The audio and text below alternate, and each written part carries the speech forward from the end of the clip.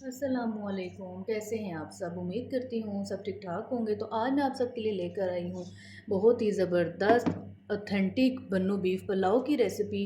इंशाल्लाह मैं कोशिश करूँगी कि मैं आप सबको एक एक वो पॉइंट बता सकूँ जिसकी वजह से आपका भी बन्नू बीफ पुलाव बिल्कुल रेस्टोरेंट स्टाइल बने। तो चलें स्टार्ट करते हैं। तो यहाँ पर सबसे पहले मैंने एक पैन रख लिया है चूल्हे पे और अब मैं इसमें ऐड करूँगी हाफ़ के जी बीफ। तो यहाँ पर मैंने बीफ बोनलेस लिया है और बीच में इसके इस तरीके से चर्बी के भी कुछ पीसेस हैं और साथ ये एक नली की भी हड्डी है। तो चलें अब मैं बीफ को पैन में ऐड कर देती हूँ। ठीक है, और साथ ही मैं इसमें कुछ साबुत गरम मसाले ऐड कर दूँगी। तो यहाँ पर मैंने एक बड़ी इलायची ले ली है, 4 लौंग ले लिए हैं, एक दालचीनी की स्टिक और 6 गोल वाली साबुत काली मिर्चें और 1 टेबल स्पून मैंने सौंफ ले लिए हैं और 1 टेबल स्पून साबुत वाला सूखा धनिया ले लिया। सौंफ और सूखा धनिया साबुत ये आपने लाजमी ऐड करना है, इनसे बहुत ही प्यारा फ्लेवर आता है बन्नू बीफ पुलाव में और इसी का ही असली जायका होता है, आप ये समझ लें। और अब साथ ही मैं ऐड कर दूंगी 1 टेबल स्पून भर के अदरक लहसुन का पेस्ट और 2 मैंने टुकड़े प्याज के लिए हैं क्योंकि इसका भी हमें हल्का सा टेस्ट चाहिए यखनी में। तो चलें अब इनको भी ऐड कर देते हैं। और साथ ही अब मैं इसमें पानी ऐड कर दूंगी और पानी इतना ऐड करना है कि हमारा गोश्त भी अच्छी तरह से गल जाए और यखनी भी हमें चाहिए क्योंकि हमने इसी यखनी को ऐड करके पुलाव तैयार करना है। तो अब इसमें थोड़ा सा मैं मज़ीद पानी ऐड करूँगी। ठीक है, तो यहाँ पर मैंने तमाम चीज़ों में पानी भी ऐड कर दिया है। अब मैं फ्लेम को ऑन कर लूँगी और हाई फ्लेम पर मैं कवर कर दूँगी पुलाव को। और अब मैं कवर करने के बाद गोश्त के उबलने का इंतज़ार करूँगी। जब गोश्त में अच्छी तरह से उबाल आना स्टार्ट हो जाएगा तो उसके बाद चूल्हे को मीडियम टू लो कर देना है और गोश्त को अच्छी तरह से गलने देना है। तो चलें अब मैं इसके बॉयल आने का इंतज़ार करती हूँ। तो यहाँ पर अच्छी तरह से गोश्त में उबाल आना स्टार्ट हो चुका है और अब मैं इसमें ऐड कर दूँगी 1 टेबल स्पून नमक। पहले अब मैं इसको कवर कर देती हूँ मीडियम टू लो फ्लेम पर। और नमक मैंने अभी इसलिए ऐड किया है ताकि यखनी में नमक हम ऐड करते हैं तो वो फिर गोश्त के अंदर तक चला जाता है और बहुत ही ज़बरदस्त टेस्ट आता है। और बाकी मैंने पहले स्टेप्स में जब तमाम चीज़ें ऐड की उस टाइम नमक इसलिए ऐड नहीं किया था ताकि गोश्त हार्ड ना हो। उबालने के बाद मैंने नमक ऐड किया, ये भी एक टिप है, इससे भी गोश्त बहुत नरम होता है। उबाल आने के बाद आप नमक ऐड करें तो फिर गोश्त हमारा एकदम सख्त की तरफ नहीं जाता और जल्दी गल जाता है। तो यहाँ पर मैंने नमक ऐड किया। तो अब मैं मीडियम टू लो फ्लेम पर गोश्त को अच्छी तरह से गलने दूँगी, उसके बाद मैं आपसे मिलती हूँ। तो यहाँ पर माशाल्लाह से गोश्त अच्छी तरह से गल चुका है। मैं आपको चेक भी करवा देती हूँ। तो चलिए आप गोश्त को चेक करते हैं। ये आप देख सकते हैं माशाल्लाह से बहुत ही ज़बरदस्त किस्म का गोश्त गल चुका है। ठीक है, और अब इसे ज़्यादा नहीं गलाना। तो चलिए अब मैं फ्लेम ऑफ़ करती हूँ और इस यखनी को हमने स्ट्रेन कर लेना है ताकि इसमें जितने भी गरम मसाले वगैरह हैं वो हमें नहीं चाहिए, उनका जितना हमें असर चाहिए था उनका जो टेस्ट था वो हमने यखनी में ले लिया है। अब मैं स्ट्रेन कर लेती हूँ। तो उसके बाद मैं पुलाव पकाना स्टार्ट करूँगी। तो फिर नेक्स्ट स्टेप शेयर करती हूँ कि किस तरीके से हमने बन्नू बीफ पुलाव को वो ही रेस्टोरेंट स्टाइल असल जायका और रंग देना है। तो चलिए अब मैं इसको छान लूँ। तो चलें यहाँ पर मैंने गोश्त को भी अच्छी तरह से छान के सेपरेट कर लिया है और अब हम फाइनल पुलाव को पकाना स्टार्ट करते हैं। तो यहाँ पर जी सबसे पहले मैं फ्लेम ऑन कर लूँगी और पैन में मैं ऐड कर दूँगी हाफ़ कप घी। जो ऑथेंटिक बन्नू बीफ पुलाव होता है उसमें हमेशा घी ऐड किया जाता है, तो इसमें हम घी ऐड करेंगे। अब मैं घी को अच्छी तरह से गर्म कर लूँगी। तो यहाँ पर घी अच्छी तरह से गर्म हो चुका है। तो अब मैं इसमें 2 मीडियम साइज़ के प्याज ऐड कर दूँगी जिनको मैंने लंबाई में इस तरीके से कट कर लिया है बारीक।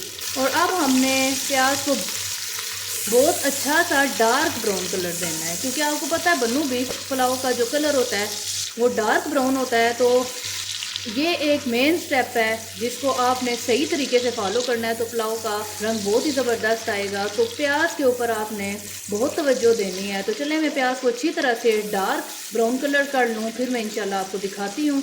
यहाँ पर मैंने तकरीबन 1 से 1.5 मिनट मज़ीद पकाया और प्याज डार्क ब्राउन हो चुका है। अब इसमें हमने थोड़ा सी ऐसे यखनी ऐड करके इसको कवर कर देना है ताकि जो प्याज का कलर है वो मज़ीद निकल आए यखनी में और अच्छा सा डार्क कलर आए। ठीक है, और कुछ सेकंड के बाद हम इसका कवर हटा लेंगे।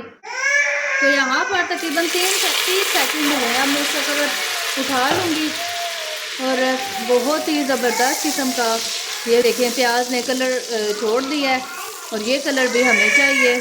और मिशल क्यों इतना रो रही है। और अब मैं इसमें ऐड कर दूँगी बीफ जिसको मैंने छान लिया था। साथ ही 1 टेबल स्पून अदरक लहसुन का पेस्ट ऐड कर दूँगी। अब हमने अदरक लहसुन के पेस्ट को और गोश्त को अच्छी तरह से 2 से 3 मिनट भून लेना है, तब तक जब तक कि लहसुन अदरक का जो पेस्ट है उसका कच्चापन दूर नहीं हो जाता और साथ जो गोश्त है उसका भी कलर नहीं चेंज हो जाता। तो यहाँ पर 2 से 3 मिनट मैंने गोश्त की और अदरक लहसुन की अच्छी तरह से भुनाई कर लिया। और आप गोश्त का कलर भी देख सकते हैं पहले से डार्क हो चुका है और जो अदरक लहसुन का पेस्ट है वो भी अच्छी तरह से ना पक चुका है, उसका कच्चापन दूर हो चुका है। और अब मैं इसमें ऐड कर दूँगी 3 मीडियम साइज़ के टमाटर जिनको मैंने इस तरह से छोटे छोटे पीसीज में कट कर लिया है।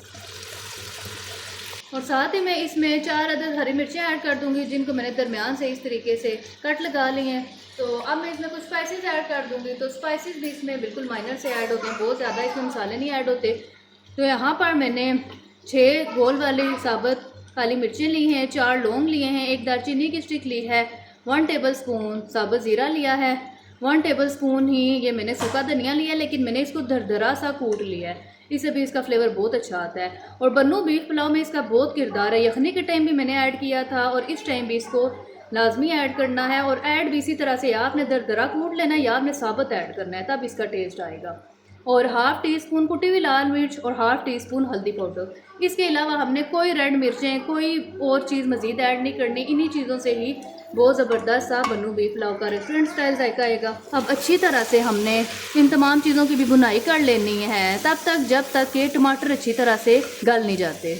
और टमाटर भी मैंने छोटे छोटे पीसीज में इसीलिए ऐड किए हैं ताकि टमाटर जल्दी से गल जाएँ, बहुत ज़्यादा टाइम ना लें। तो चलें अब मैं अच्छी तरह से भुनाई कर लूँगी, इंशाल्लाह टमाटर गल जाएँ फिर मैं आपको दिखाती हूँ। और आप किसी भी चीज़ का मसाला भून रहे हो तो उसमें ज़रूरत के तहत आप पानी या यखनी वगैरह ऐड कर सकते हैं ताकि मसाला चिपके ना, क्योंकि फ्लेम इस टाइम मेरा हाई है। मैं भी इसी तरह से भूनती जाऊँगी, अगर ज़रूरत पड़ती है तो मैं यखनी ऐड करती जाऊँगी थोड़ी थोड़ी सी ताकि चिपके ना और अच्छा सा जो है हमारा मसाला भी भुन जाए।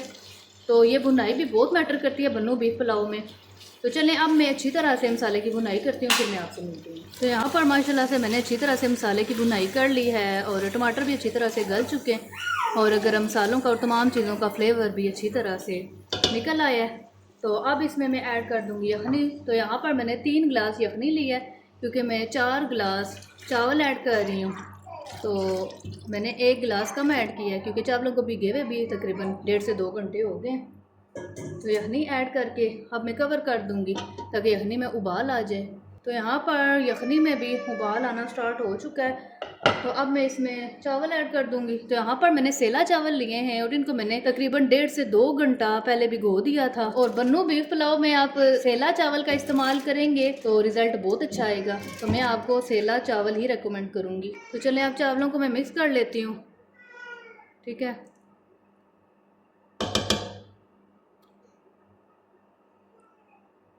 और अब मैं थोड़ी सी देर के लिए कवर करूँगी, तकरीबन आधे मिनट के लिए, साथ ही उबाल आना स्टार्ट हो जाएगा। फिर इंशाल्लाह हम नमक चेक कर लेंगे। अब यहाँ पर चावल ऐड करने के बाद भी यखनी में उबाल आना स्टार्ट हो चुका है और इस पॉइंट पर आप नमक भी चेक कर सकते हैं। अगर आपको कम लगे तो आप मज़ीद ऐड कर सकते हैं और मैं भी एहतियातन चेक कर लूँगी। वैसे मैंने 1 टेबल स्पून ऐड किया था, फिर भी ज़रूरत पड़ी तो ऐड कर दूँगी। तो थोड़ा सा मैं मज़ीद ऐड करूँगी। तो चलिए मैंने नमक भी पूरा कर लिया है, थोड़ा सा मज़ीद ऐड हुआ है 1 टीस्पून के बराबर। और अब मैं हल्का सा यखनी को ड्राई कर लूँगी, उसके बाद इंशाल्लाह दम देंगे। तो यहाँ पर मैंने काफ़ी हद तक यखनी को ड्राई कर लिया, अब इसे ज़्यादा मज़ीद ड्राई नहीं करना। और अब मैं दम लगा दूँगी। सबसे पहले मैं फ्लेम को बिल्कुल लो कर लेती हूँ और अब मैं इस पर कवर लगा लूँगी और 15 मिनट के लिए हमने इसको दम लगा देना। 15 मिनट के बाद फिर इंशाल्लाह मैं आपको दिखाती हूँ। तो चलें जी, यहाँ पर 15 मिनट कंप्लीट हो चुके हैं। तो अब मैं इसका दम उठाती हूँ। माशाल्लाह से खुशबू तो बहुत ज़बरदस्त है। तो चलें अब मैं आपको चम्मच से चेक करवाती हूँ कि चावल किस तरह से बन के रेडी हुए हैं। तो माशाल्लाह से आप देख सकते हैं जी, बहुत ही ज़बरदस्त किस्म का बन्नू बीफ पुलाव बन के रेडी हुआ है। और चावल के दाने भी जो है बिल्कुल खिले खिले, एक एक दाना खिला खिला बन के तैयार हुआ है, ठीक है। तो चलें अब मैं आपको सर्व करके दिखाती हूँ।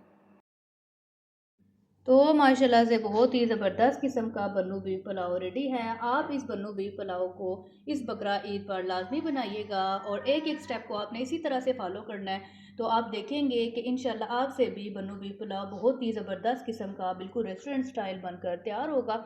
आप इसका कलर भी देख सकते हैं और ये टेस्ट में भी बहुत ज़बरदस्त होता है। तो उम्मीद करती हूँ आप सबको मेरी आज की रेसिपी पसंद आई होगी। तो मिलती हूँ इंशाल्लाह आप सबके साथ अब मैं नेक्स्ट वीडियो में। तब तक के लिए अल्लाह हाफ़िज़।